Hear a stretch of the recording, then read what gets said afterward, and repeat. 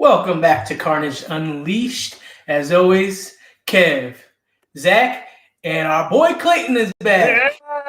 Yeah! Special guest. Happy to be back, for sure. Happy to be back. How's Germany treating you, buddy? It's treating me good so far. Time difference is getting to me today. It is currently 7:30 Eastern time, like where we normally record back in Ohio. It is 1:30 for me here. So I slept for a couple hours already. I woke up about 20 minutes ago to get ready, and I'm happy to be back. We had a great weekend last weekend. Great weekend of fights. Yes. Could not miss this, for sure. Yes, exactly. I loved it. We had great fights, great atmosphere, and great commentary, even though we were missing a key part, Clayton. This one, watching it back, made me really miss being cage side. I'm not gonna lie. Kevin, did you get any blood on you this time? Yeah, in the first or second round. Of the very first fight. Yeah. Yeah, there was blood. Anthony Schwartz had some blood, if I'm not mistaken, all over his face. So, and speaking of that, let's just jump right into it. Jay Bashaw versus Anthony Schwartz. This fight ended up going the distance. It was unanimous decision of Jay Bashaw. Now, wait, what were your thoughts on this fight? Yeah, it was very active. Jay Bashaw's debut fight going against Anthony Schwartz, who was 0-1 coming into this fight. And they were going back and forth. It was a competitive fight. And I think it was probably one of my favorite fights of the weekend. There was one part in the fight, though, where I think Jay Bashaw had like a triangle kind of thing in, and Anthony Schwartz went to go over and step over, but then he like kicked him somehow, and the ref broke it up, gave a point, and then put him back. But Jay kind of lost position there still, the way they got put him back.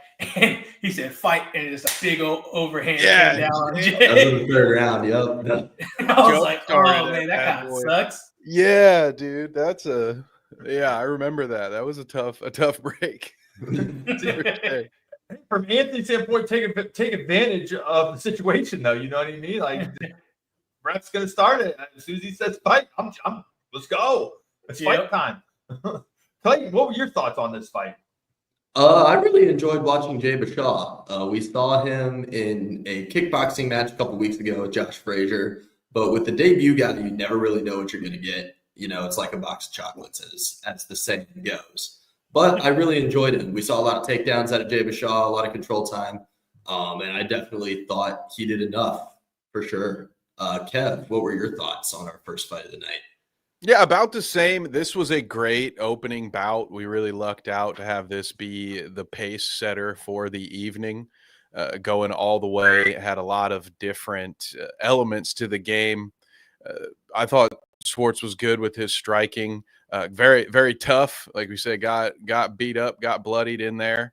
And we saw Jay at the Flag City fight night doing some kickboxing. So I was interested to see. That was a tightly contested fight that he had. He was very even on the feet. So it was interesting to see him put the whole thing together. I thought it was a great first performance, but I also look forward to seeing Anthony in there again because he's a pretty tough 0-2 right now. Like that he's somebody that if his next opponent doesn't watch the tape, he might come in and be in for a long 2 rounds because Anthony has some skill, and I see him winning some fights here shortly. Yeah, I mean, I agree with you. I mean, like his record can be very deceiving. As I believe Kevin Walker had always said when we had interviewed him, my record is deceiving. And if we go back to our polls that we saw on Tapology, we had more votes come in for the last time that we had talked about them, but the majority of people did have Bashaw winning by decision, which is what happened. 80.7% of people did vote for him to do that. So I guess the people, for the majority, majority of the people were right in that fight, in that decision. Then moving on to the second bout of the evening, we had Mitchell Harmon versus Eli Murphy. We'll go backwards here. Kevin, what were your thoughts on this bout of the night? This was a really good one too. When we went into this fight, I think knowing that Eli came from Iron Tiger, I think even in the preview show we talked about this might be a stand-up bout. I mentioned that on the broadcast, and about a minute in, Amin's like, "You called it," But they did end up having a well-rounded fight. Like, we got to see a lot from both guys in the grappling game as well, and so Mitchell was very well-rounded. And I think deserved the victory. But these two were very skilled guys. This was a close fight. Again, they showed a lot. There was a lot of that chess match going on when they were grappling each other. So I was impressed by both fighters. Clayton, what were your thoughts on it? This was a great fight from two 0-0 guys, right?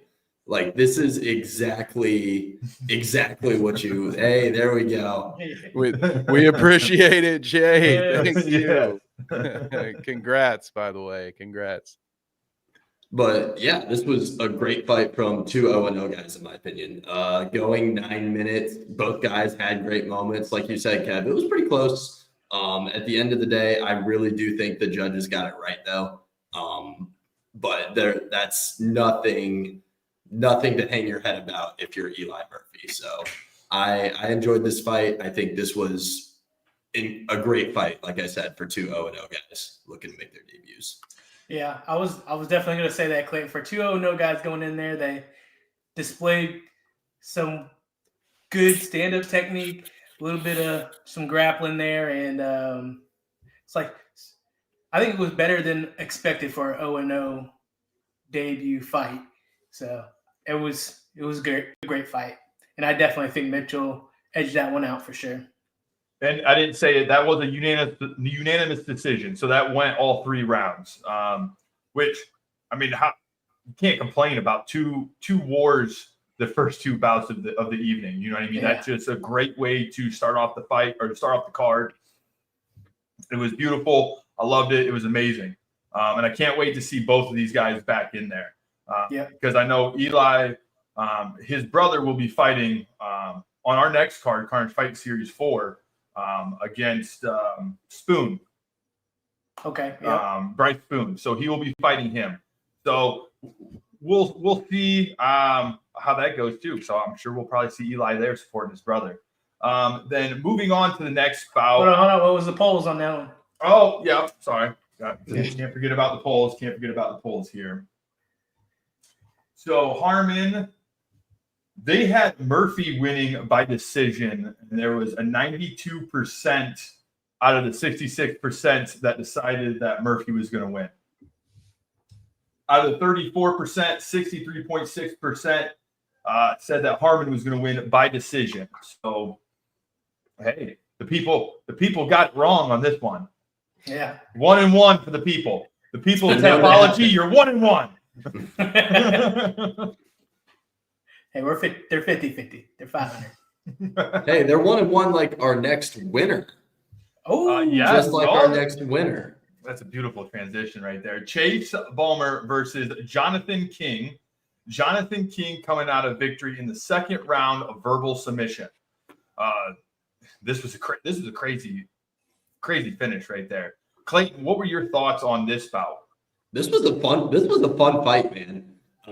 Jonathan King came in, quick turnaround. He fought at Carnage Fight Series number 2. Ended up losing a TKO, but if there's one thing we know about those guys from Adrenaline, they're going to come to fight, no matter what. They're going to show up and they're going to come to fight. And he put on a great performance against a seasoned veteran at this point in Chase. And in the second round was just raining down shots, and Chase decided he had enough. So definitely happy to see him get into the win column. And yeah, it was just a really fun fight because from what we've seen from Chase, we know he's going to shoot in for takedowns. He's more of a wrestler, so he's going to make it fun on the ground. And I enjoyed this fight for sure, top to bottom. Yeah, I I also thought it was a pretty competitive fight. Chase sticking to his game plan and what he normally does, and then Jonathan King, he ended up getting the top position and started raining down them shots, and then it stopped. I remember I'm sitting down, I don't know what happened. Now you guys, Kevin, the commentators are like, I don't know what's going on here, and I'm like, me either. I don't know what's happening. And they finally found out it was a verbal submission. Yeah, it threw me off because earlier in the fight, we had a mouthpiece come out. I believe it was that same fight. And so in that moment at the commentary desk, we're just thinking, well, maybe a mouth guard came out again. And, like what is going on right here? And then, of course, we got the official word from our ring announcer, Mike Bennett, that it was verbal submission. And I'll hop in here to say pretty much the same things. To Chase's credit, I have seen him improve over time. I don't know if I would say met him, but he was at the very first event I ever worked, and I think he was a late scratch due to injury.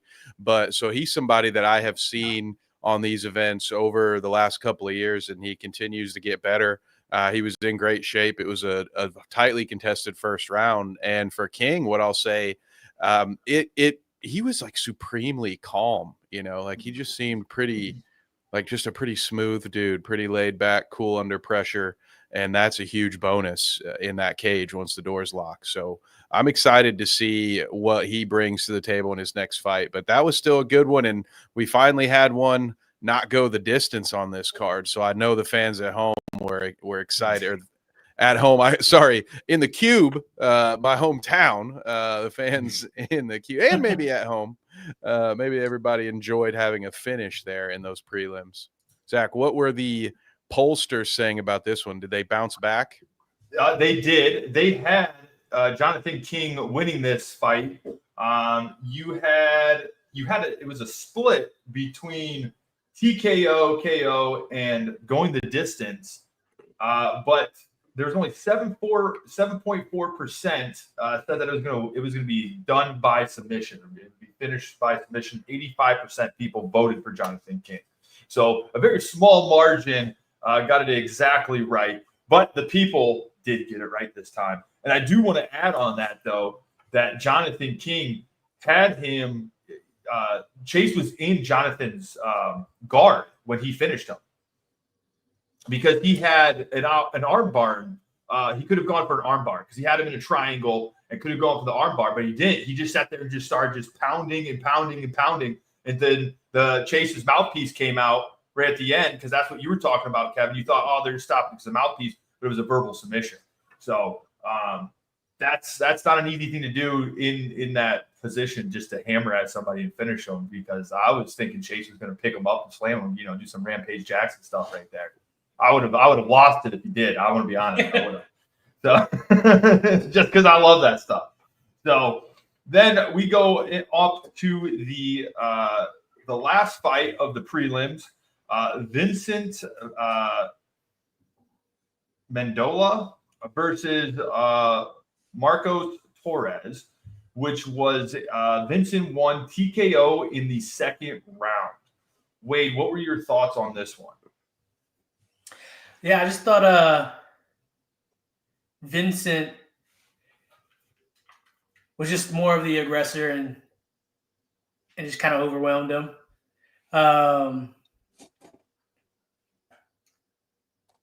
Yeah, I'm having a hard time remembering this one. From what I remember, just Vincent was more the pressure, more the aggressor, which just overwhelmed Marcos Torres. Yeah, exactly. I mean, he did. TKO, of course he overpowered him. Wade. Sorry, I had to punch at you a little bit. Clayton, what was your thoughts on this bout? Oh, I love this finish. If I remember correctly, it was a body shot that ended up putting him down, which was like the last major thing to land. Mm-hmm. And I get that we had 0-1 versus 0-0 here, I believe. And that one fight worth of experience, I feel like really showed.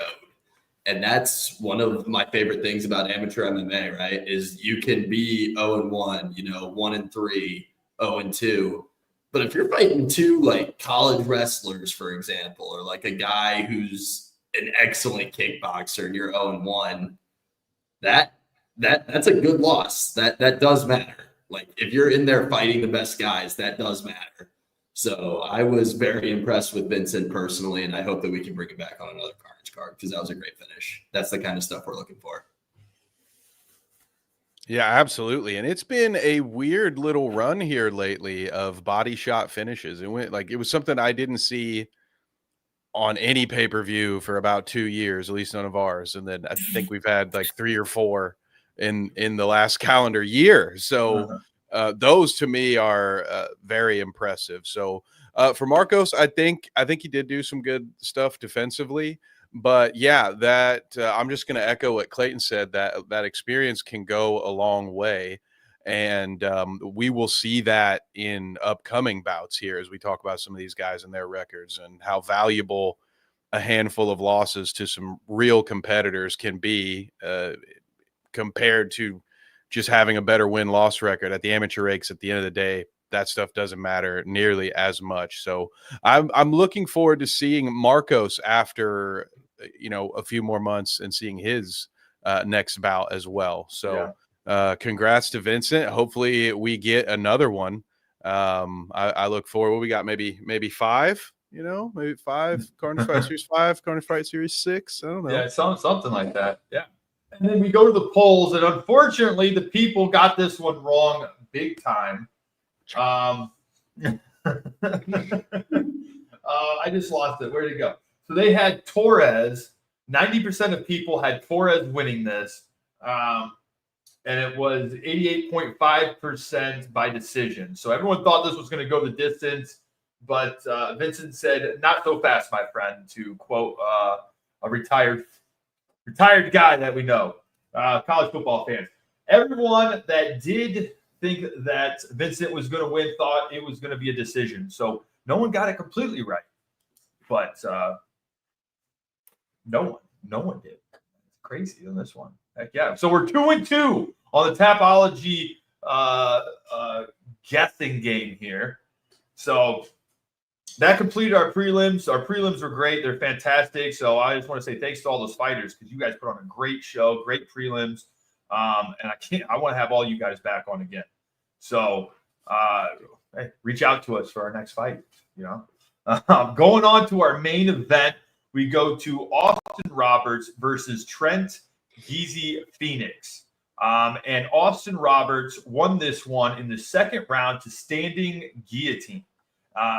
If I remember, this was a pretty brutal fight right there. I'm pretty sure they were going at each other for until Austin had gotten that submission. Clayton, it was action. Yeah. Well, wait, go ahead, man. It sounds like you've got something to say. I'm gonna let you go ahead and run with it. I just remember. I remember it was just like from the start of the bell. They were going at it and just back and forth going at it, and then Austin got him in that standing guillotine and finished, and he was hype. I just remember he was yelling, "Ah!" Clayton, what were your thoughts now, buddy? Since Wade's finally done talking about it, try to steal your turn. Austin Roberts definitely deserves his flowers here. He got knocked down like in the first 15 seconds of the first round too. Survived an early knockdown, drag out kind of fight. Both guys got good shots in, but Austin Roberts ended up getting the finish. That was big for him. Going into this fight again, his record was very deceiving. He was 1-3, but I mean, he's fought Sean Freeman twice in there, who's another good rising prospect out of Garcia MMA. He just fought Caden Hastings, who's one of the best stand-up guys I would say that we have around that size in Ohio right now. And he also has a loss to Preston Weaker. So he's not out here fighting nobodies. Preston's also a very talented fighter in his own right. But I was very entertained top to bottom from this fight, and Austin Roberts had an excellent finish for sure. Kev? Yeah, I agree with all of that. And even during that knockdown, I think what impressed me most, because Trent came out the gate swinging, found the button early on, but Roberts, by the time he hit the mat, he was already scrambling. Like, he got his wits about him very quickly. He was ready for the follow-up rush and got himself back to a fighting position relatively quickly after that. So I was very impressed by his ability to bounce back from that. I think to echo what Clayton said, Austin's experience was huge here. Not only was this Trent's debut, but you could kind of see it towards the end of the fight with the gas tank as well, right? I think there were some times where Trent still, I think maybe just I don't know if I necessarily say he had the better stand-up game, but I think he had heavier hands. So he was finding some shots that were definitely doing damage. And if he had been able to continue to keep the pressure on, it might have gone a different way for him. But I was very impressed by him in a debut going up against the guy you just listed all of the fights that Austin Roberts has been in. So that's a very tough debut for anyone. And I thought Trent did a great job. He was little frustrated at that result, and I think that's a good sign for him right away too, because that's an early fighter mistake, I guess, right? You see that a lot more at the amateur.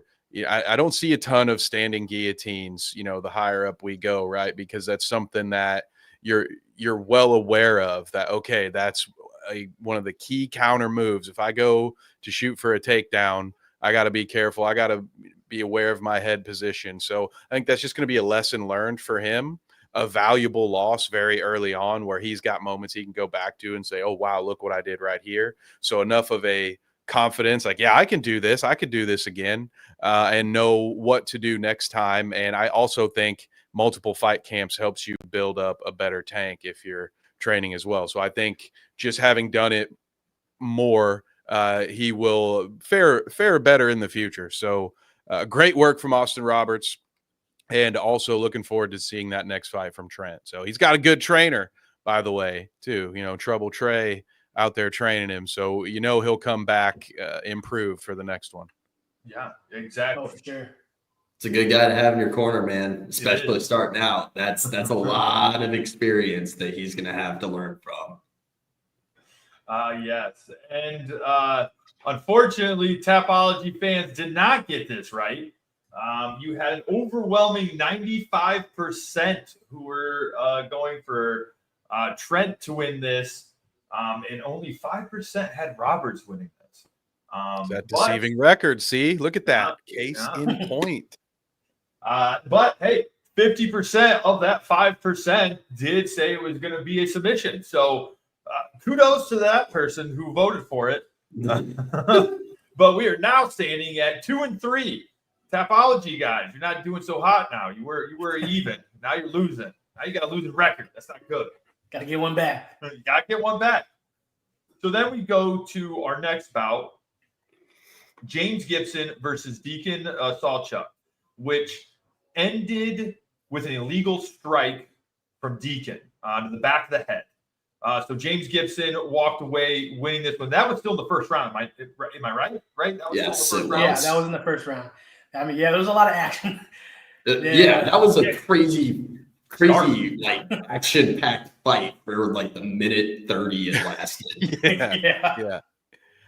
And I guess for a little bit of clarity's sake, to anyone who missed it, it ended on the illegal strike because the doctor called it. So unfortunately, Deacon got James with at least one, might have been a couple punches to the back of the head in that position.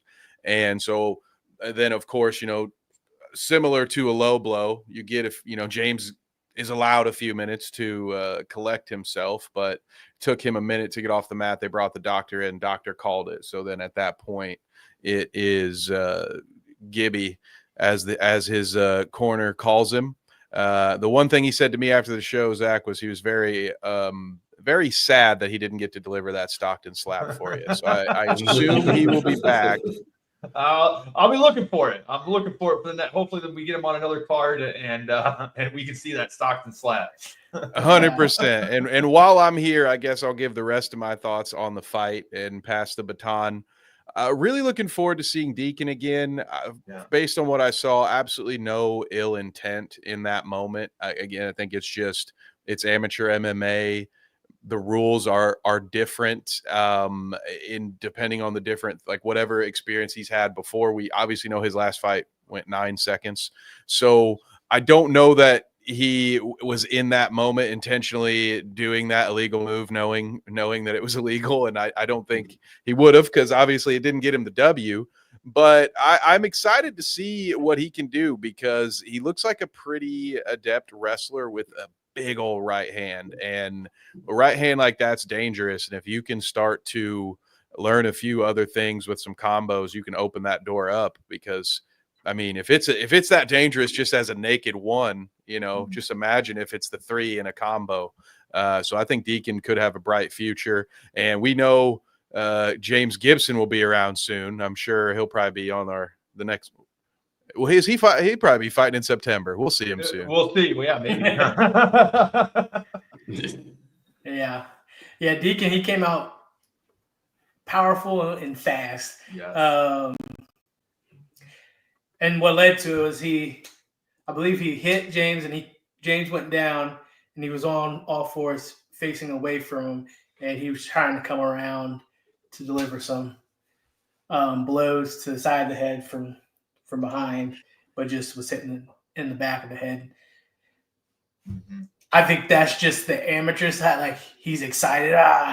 Let me get this knockout. Let me kill him. Yeah. He kind of reminded me like a Iron Mike. And Yeah. Just how he just comes out explosive. Sense now that you say that. Yeah. If he just slows it down a little bit, he's going to catch his rhythm, and he's going to be real dangerous. Yeah. I mean, we saw him in his first fight being real dangerous. You know what I mean? So, but unfortunately, you people got it wrong again. Because you had 95% said that Salchuk was going to win, but it was Gibson. And yeah, no one can put in their illegal blow. So yeah, obviously nobody got that one right. But you guys are down 2-4. That's not good. I'm keeping track right here on my paper so I can make sure. I'll count you as 2, 3, and 1. That last one feels Yeah. feels All a bit right, all rough. right. Hold that one. All Give it to right, people. We'll give you a fine. tie, folks at home. We'll give you a 1, 2, 3, and 1. All right. No contest.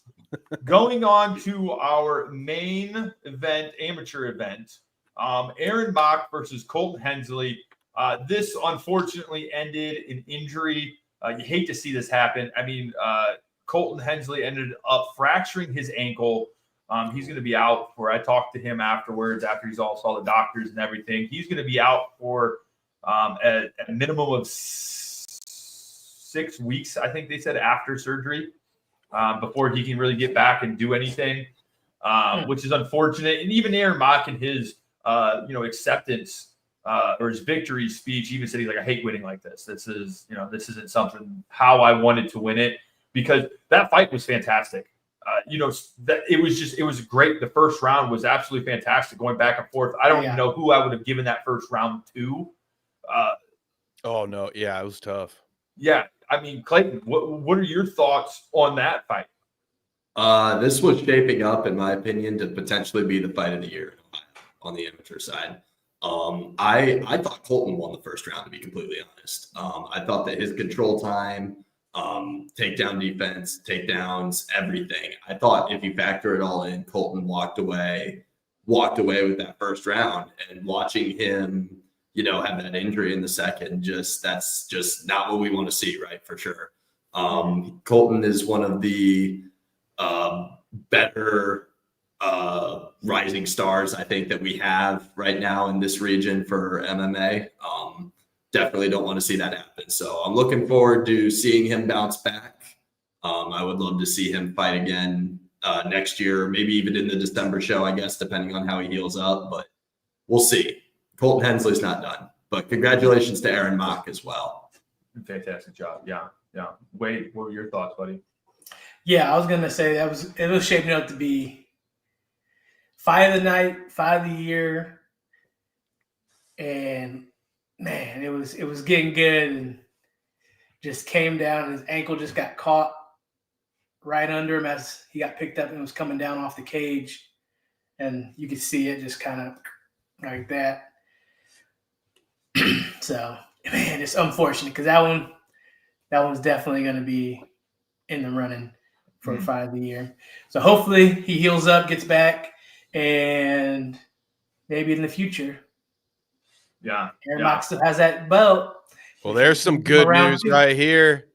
Colton is in the chat. He said he just had surgery today. The comeback is about to go crazy. Good. So, There we go. That's what we like to hear. Yeah, man. Good. Godspeed. Yeah. And Kev, I mean, what were your thoughts? I mean, I know you even said, I think I heard in the broadcast, you even said, well, I'm kind of glad that the the screens aren't up. I don't want to look at that instant replay again. Yeah, the one moment of the night that I was glad the monitor was not working for us because I had no desire to see that replay. But my thoughts on this, I mean, I echo everything you guys said. I thought that was an incredibly tough, like tightly contested first round. It was an incredible fight. I was expecting it to go the full distance and be the kind of match that we were all saying we might need to run that one back. But I feel bad for both fighters in this instance. Obviously feel more bad for Colton because he's got to deal with the broken leg. And not only that, but we talked about it in the broadcast, like the wait, he patiently waited for he earned this opportunity, had to wait for it. Benson had to deal with his injury, dropped out. Colton was still there. Like he was still at the show where he was no longer fighting. He was right there, like in the front row, like all of that stuff. I was like, you couldn't ask for a better fighter to work with. And so, you know, we finally were getting the moment. It was against Aaron Mock. Like, I'm like, these guys are phenomenal. This is going to blow the roof off this place. And for it to end like that, it was just so unfortunate. So, and then on the other hand, like I said, to a lesser extent, I feel bad for Aaron because I think he's a championship level fighter. And that's a shitty way to win a belt, you know, because do you really feel like you won it? So I look forward to Mock's first title defense, so that way he can sort of, you know, have an opportunity to cement that. And I wish you a speedy recovery, Colton. And I can't wait to call your next fight, man. I hope you're on a Carnage Fight Series pay-per-view soon. Yeah, and I think I've told you guys this, but I talked to Colton, and I believe he deserves another title shot. So in Ohio, the rules are that you have to be coming off a win to get a title shot. So we're going to try to get him in the cage whenever he's ready as soon as possible, get him that win, and see if we can't get a rematch. We'll see if Aaron Mock can hold on to that belt until Colton is healthy. And as soon as Colton gets that win, we're gonna get that match up. We're gonna get that match back up, and we're gonna run that back because that was a great fight. And I want to see how that would actually unfold when they've got 3 rounds to actually go toe to toe. And we had the fans. I mean, are you going to dub this as another one of those iffy ones? I think we can get that to the people. What is he looking at the way he's talking about? Are you gonna like be fair about this? Like some kind of simpleton, you know? What is wrong with you? They had Hensley winning. They had 85% people of having Hensley winning by decision. Was the majority of the people. So I guess we'll tally that up. I guess you guys are 2, 3, and 2. Heck, you guys have more ties than you do wins almost now. Come on, guys. Hey, I like it, guys. You guys are on the same pace as my beloved Indianapolis Colts. So keep it up. That's brutal. Poor Colts. So that leads us then into our pro bouts. We had Blair Phillips versus Juan Silva. That was a first, was that a second? That's a second round TKO, right? Second round. Second round TKO. Blair won that. Kevin, what were your thoughts on Blair's win there? Oh, this was a great fight and a great win for Blair. Coming into it, I wasn't sure what to expect from Blair. We've seen Juan before. We knew that Juan would want to keep things on his feet. We knew that he had knockout power and that he was probably going to look to try to finish things with his fists. Blair had participated in our most recent striking and grappling event, so we got to see him do a little bit of both. So I knew coming in, like, oh, Blair can wrestle. So if push comes to shove, if Juan starts to deliver, like, Blair might be able to just take control of this thing through shooting some takedowns and just working the grapple game and win this bad boy in 3 rounds. But he was very impressive in both aspects. I thought he was good on his feet. Obviously, knew he'd be solid on the ground. And I also think conditioning wise, it just seemed that he was bouncy. He was, I kind of, I don't want to call it eavesdropping, but I heard a conversation. I think it was between Blair, might have been Mike Bennett. He was talking about, he was referencing Johnny Cage, which was great because throughout the fight, I couldn't picture who he reminded me of because he was just in there. He was bouncing, he was still bouncing around well into the fight. So I just thought he was, the stamina, I think, was a bonus for him because I also did feel like towards the end of that it looked like Juan was getting a little fatigued there as well. So overall, I was very impressed by Blair because Juan is not an easy out by any means. I think the last time we saw him, he had his hand raised about 90 seconds in. So, that's a heavyweight that can knock big guys out. So I was very impressed by Blair, and we know we'll see Juan again. So I expect Juan to bounce back relatively quickly and be in that win column again. Yeah, I agree with you. Wade, what were your thoughts? Yeah, that first round, they were kind of just feeling each other out. And I was wondering if he's going to stay standing, but Blair in that second round decided to go for that takedown, got that takedown, and then Juan just could not get his bearings off the ground and ended with the TKO. But I was surprised how patient Blair was, though. He wasn't like overly aggressive. He waited for his opportunity, just calculating, getting his information. What's that saying now that you say, Kevin? Collecting data. Collecting data. Yep. Shout out to Diamond Long. Yeah, he was collecting that data, and then in the second round, he opened up a little bit and calm and collective on the ground with control, and opened up for that TKO ground and pound. Yeah. Clayton, what were your thoughts? I like this fight. That was the first time I'd watched Blair Phillips fight. Even just looking at his Tapology before the show, he's got a pretty solid resume if you really look at it. Mateo Gardner's on there as an amateur. He's one of the top pros in Ohio right now. He had a fight in the LFA. He looks like he was fighting in the Pennsylvania area. I know that's where he's from. So, he was fighting a lot of good wrestlers over there too, because that's all they do over there. Mm-hmm. But seeing him come in here, get a big win against a guy like Juan Silva was very impressive. I'm definitely looking forward to watching Blair Phillips fight again if we can find somebody to fight him. After a big finish like that against a big guy like Juan Silva, I can't imagine there's going to be a crazy line of guys wanting to fight him. So if we can get him matched up again, heck yeah, let's do it. Yeah.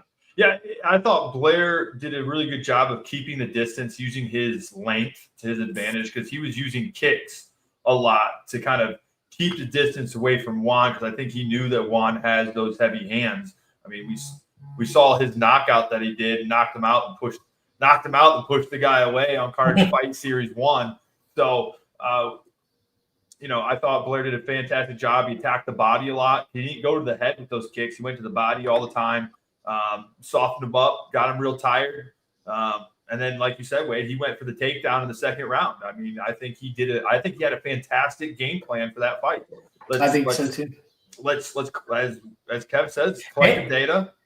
Yeah, I was gonna say, and kudos to him because he had to bump up to heavyweight to get the fight. He is a natural light heavyweight. Yeah. Yes. So congratulations to Blair Phillips. Juan, still love you, buddy. Come back on our card, man. We still like to see you fight. Yeah. So, and I guess the fans are now back in the win column here. They had Blair Phillips.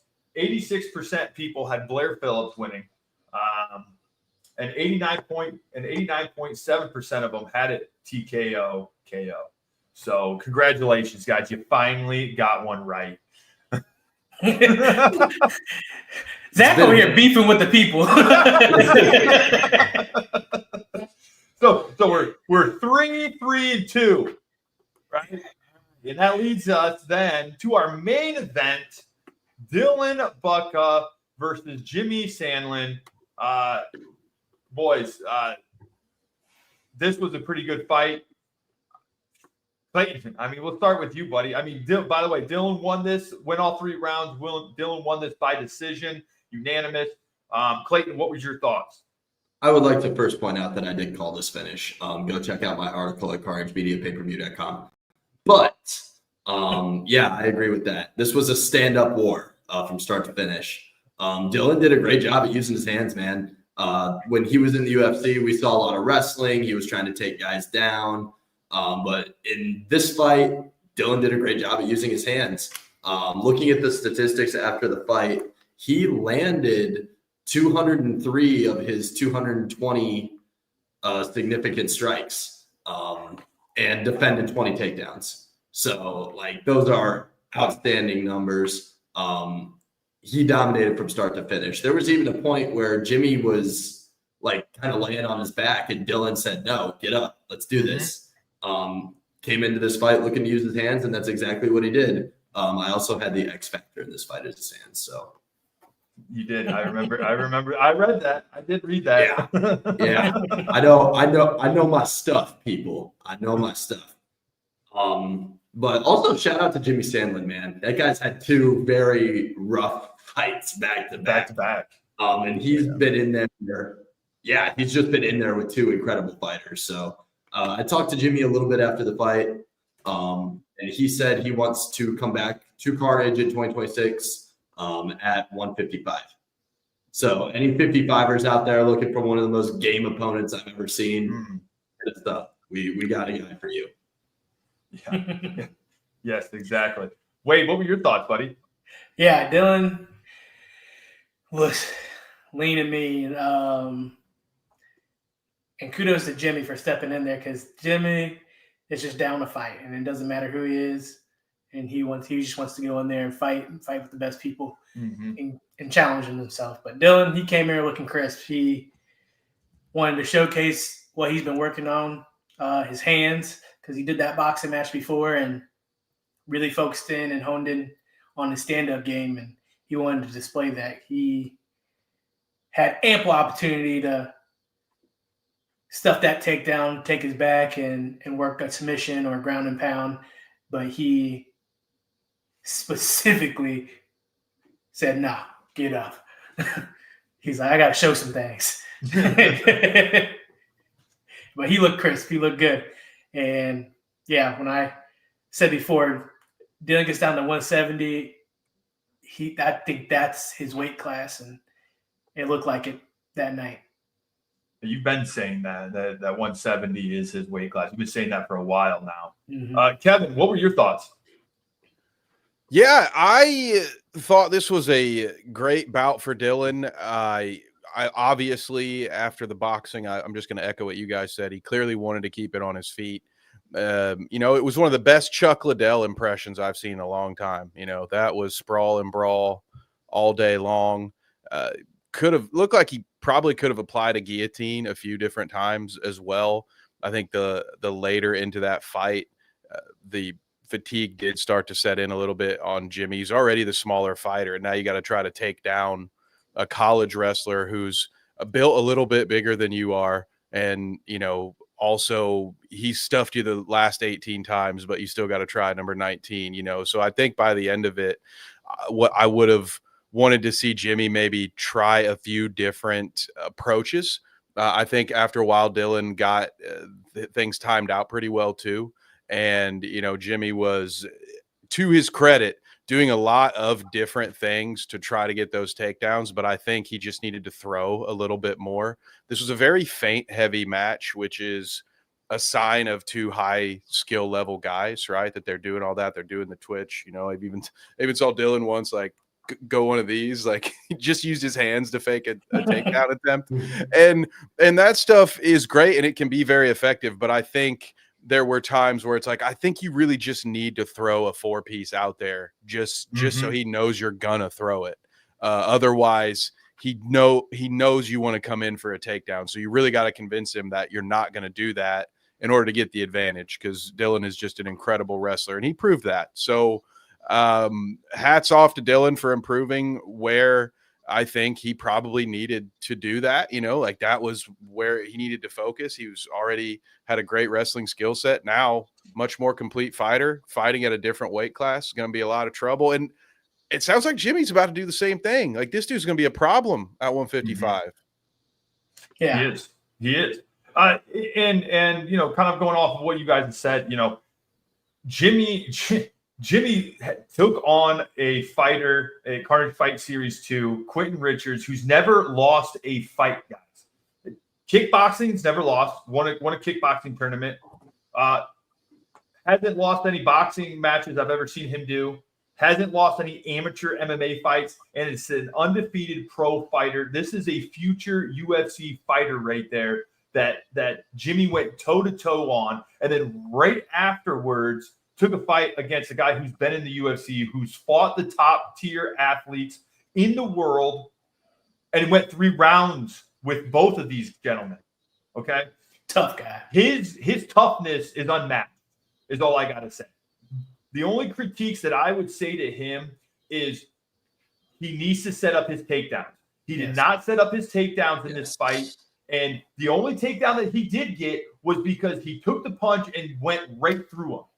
And that's what he needed to do when he wanted to do any of those takedowns. He needed to be like, if I'm not going to throw punches, I'm not going to set this up. I got to understand I'm going to take 1, 2, 3 punches to get this takedown. And that one takedown he did. He ate those punches and got Dylan down to the ground. But Dylan did a very good job of getting back to his feet, getting separation, and then going, all right, I'm going to keep this standing up because this is what I want. I'm going to showcase that I can stand and bang. I can do this. I saw what you did against Quentin Richards, and I'm going to prove that I can do that against you too. And I thought he did a very good job of using his jabs to keep the distance away from Jimmy and setting up those strikes on his feet. He did a fantastic job. So shout out to both those fighters. You guys did a fantastic job. Jimmy, don't hang your head at all. I'm excited to try to get you back on one of our cards. So I want to add one more thing too. Dylan also did a great job cutting off the ring. Yes. And I think that's what frustrated Jimmy because he couldn't really get his movement to really set up, and I think he was getting a little bit desperate just to shoot in to try to get some room. But yeah, Dylan did a great job cutting that ring off. Fantastic job. Now we got to go then to the polls, and we had 98% Budka. So I guess you guys win on this card, barely, but you won. I guess this is the competition I just turned it into. Yeah, I was like, you know they're why. not competing with us, right? Nobody That just came out here beefing. Yeah, it's I know NFL season is starting, but we didn't track our own projections here. So college football starts this weekend. NFL is about to start. I'm hyped. I don't know, is this a marketing angle? I get what Zach's doing here. He's going to say, you Tapology fans, you're dumb, so you need to watch more Carnage Media so you can learn about combat sports. Listen to Kevin more. Sounds like they need to listen to you more, dude, with how you broke down Jimmy's performance. Like, come on. That was my only note too, is he had a lot of naked takedowns. Exactly. You just need to set him up. I mean, just set him up, throw some punches out there, get his hands up, so then you can go for the takedown. So everybody from Tapology, 4-3-2. I guess congratulations on that win. Reluctantly said. For this competition, it's a new thing. I'm always competing with them. They need to win 100%. You guys need to do it. You guys have any final takeaways for this card at all? Performance of the night goes to Austin Roberts. Ooh, Changed my mind. Yeah, let's do that. Let's do performance of the night, fight of the night, and knockout of the night. KO of the night for sure goes to Vincent. Yeah, I I agree with think. that. I agree with that one. All due respect to Blair Phillips, but I think I got to give it to Vincent. Yep. Agreed. Okay, who do you have for submission of the night?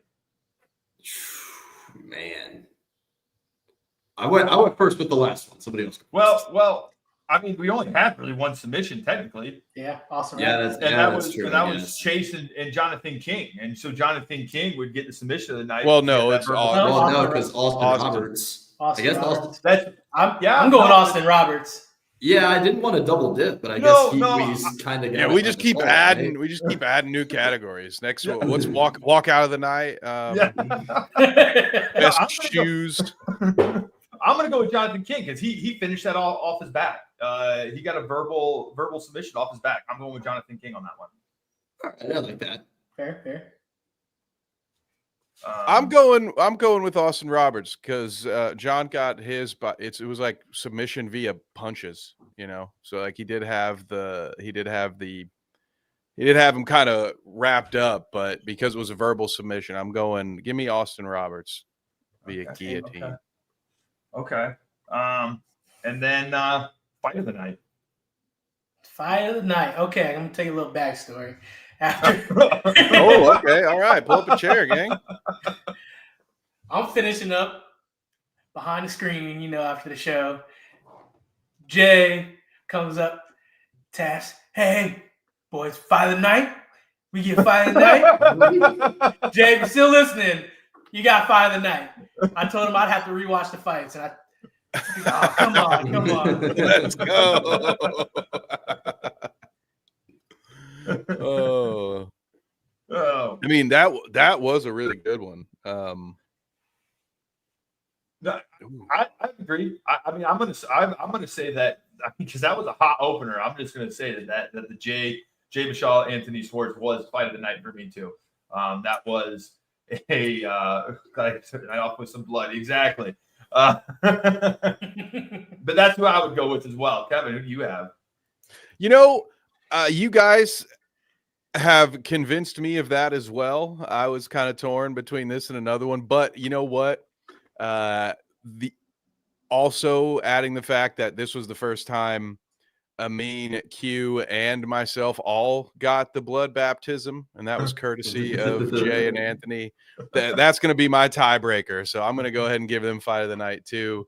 And because it's such an important spot on a card, we talk about this, us nerds, especially us guys behind the scenes, right? Like, because we want to put on a show for you guys for the full run of the card, and so we're always like, all right, we got to have a really good first fight, and you boys did not disappoint. So I would agree that will be my fight of the night. Clayton, did you already give us your fight? Did you say it was Jay too? No, but I'm going to be different because I don't like it when people tell me what to do. Nice. The military, man. That's different. Yeah. That's different. Got to be a little different sometimes. Got to be a little different. I'm going to go ahead and give it to Dylan and Jimmy. That was a very entertaining fight to the casual fan too, in my opinion. We talk about this a lot on here. People don't always understand grappling. Like that really can take a trained eye sometimes. And this fight did not have a lot of that. So for entertainment value, main event, stand-up battle, I'm going to go ahead and give it to our main event. Okay. All right. So we've got it. I mean, that's yours, but majority votes Jay and Anthony as the fight of the night. Majority of you guys picked Austin Roberts for the submission of the night, and then Vincent was the knockout of the night. So congratulations to you guys. You guys did a fantastic job, put on a great show. Thank you for all your training and stuff that you guys do to put on a great fight for us to call, film, and for the fans. So thank you guys. And stay tuned because we've got Carnage Fight Series 4 already being planned September 13th, Upper Sandusky, Route 30 Rumble. We don't have everyone booked on that yet, but we are going to hopefully book some really good fights for you guys to watch once again. I'm excited for it because it's going to be our very first outdoor card. So I'm excited to do that one. Hopefully it's a little cool out. Well, we'd love to have you back, Jay. We'll love to have you back, man. And then also, hey, before that, don't forget about we got Sniper Series 2. So if you're a boxing fan, Sniper Series 2 will be Friday, September 12th, the day beforehand. So keep your eyes out for those two shows. We're going to have a busy weekend. I'm excited because we have a whole weekend of fights, guys. I'm excited for that. And make sure you guys can catch all those at carnagemediappv.com, where you can also look for all of Clayton's articles that he will probably be writing for maybe both, one. I don't know. What are you thinking? Do you want to do both? Are you going to do one? What do you think, I would Clayton? like to do, the goal is to do both. So Gates, if you see this, hit me up with that bout list. The only thing that's a little bit more difficult with the amateur boxing shows we work is we don't always know who's fighting. We have Tapology for MMA, obviously, but boxing, yeah, they have BoxRec, but that's more for the pros. Amateurs don't really have a great website yet. So, and that will make it a little bit more difficult. But from everything I've seen, I do believe that Bryce Jones is half of the main event there. So you best believe that I will be tuning in. Awesome. Yeah. Any show with that guy, sign me up. Sign me up. Well, wait. Let them know. Where can they find you, buddy? Well, they can find me and us boys here Wednesday, 7:30, Carnage Unleashed, talking about the latest MMA, Carnage, combat news, as well as you can catch all the old fights. If you want to watch the past fight weekends, they'll be coming out this week on our YouTube. And for any future fights like Sniper Series and Carnage CFS3, go to carnagemediappv.com. Clayton. You guys can find me right here, of course. I will be here from time to time still, especially after the Carnage Media shows. Come on, guys, like that. We're gotta be here for the best promotion in Ohio. Yeah. We show up. But you guys can follow me on Instagram and Twitter at cscalina12. Check out all my articles on our website at Carnage Media Pay-Per-View. I will be doing previews for all of the shows we work. And yeah, happy to be back. And shout out VG Football, by the way. Eddie Georgiano starts tomorrow. Let's get it. Kevin, where can they find you? All right, gang. Bite Size Sports for me, all of the places that they've already mentioned. And if you happen to be into movies and comic books and all that stuff, you can check out my other channel, Dweeb, where we talk about Star Wars once a week. And right now, horror movies, like for the rest of the year. So if you're into that stuff, I'll see you over there. But most importantly, just turn those notifications on so you don't miss any of our fights and the podcast, because David McKinley, Ohio MMA News, all of those podcast episodes, he's been dropping a welcomed addition, a wonderful addition to our YouTube channel. Very excited to have him on board working with us. And so check out, there's a ton of interviews of very talented Ohio fighters right on our YouTube channel right now. So if you're looking for more fights or more insight, you don't have to go anywhere else. Just hit that subscribe button. Help us get to 1K. We're almost there. Yeah. It's crazy. Almost. Yeah. So thank you guys for everybody who has subscribed already. And some good news too. We are adding to our team. Not only is David McKinney joining our team, but we are also bringing on Connor Smith. If anyone knows him, he is a fighter out of Fightopia. He's going to be joining us next week, and he is going to soon be a regular here on Carnage Media. He wants to do some things. For some reason, he's a mark, right? That's the word, right? He's a mark. Right. So Kevin's been teaching me the WWE lingo. So Connor's another mark that wants to sit here and he wants to talk about some WWE stuff. He wants to talk UFC stuff. Since Clayton can't always join us, we need another person with wealth of knowledge when it comes to UFC. And Connor said, sign me up. So he is going to be joining us next week, where we'll be talking about different things, probably some UFC stuff since he's joining us. So come on back, join us where we'll talk a little bit about that. Plus, who knows what else we'll talk about. We'll see what news comes up, because you never know what another crazy thing like Rampage Jackson's son joining, the wrestling environment. So you never know when something like that's going to happen, and we will break on that news. So until next time, guys, go and check out all of our content here on our YouTube channel. And if you want any more content, you can also go and check out all of our articles at carnagemediappv.com. Until next week, guys, we'll see you.